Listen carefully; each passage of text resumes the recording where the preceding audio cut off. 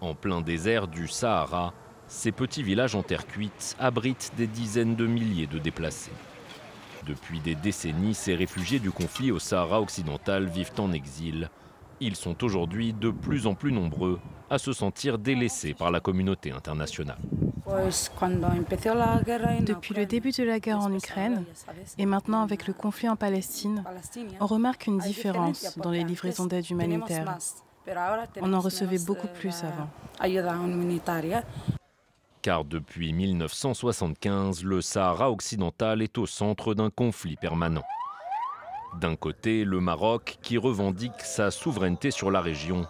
De l'autre, le Front Polisario, un groupe sécessionniste soutenu par l'Algérie qui réclame l'indépendance. Après des années d'affrontements, un cessez-le-feu voté en 1991 met temporairement fin aux violences, mais pas au conflit. Et en 2020, de nouveaux accrochages entre l'armée marocaine et des manifestants sahraouis ravivent les tensions entre Rabat et Alger.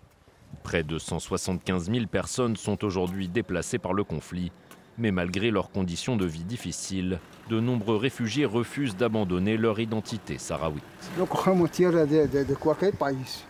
On ne veut pas aller ailleurs. On demande simplement la terre qui nous revient.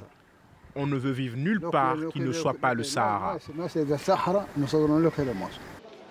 Les États-Unis et Israël sont aujourd'hui les seuls pays à reconnaître la souveraineté du Maroc sur le Sahara occidental. L'ONU considère la région comme un territoire occupé et multiplie les appels à la tenue d'un référendum sur son indépendance.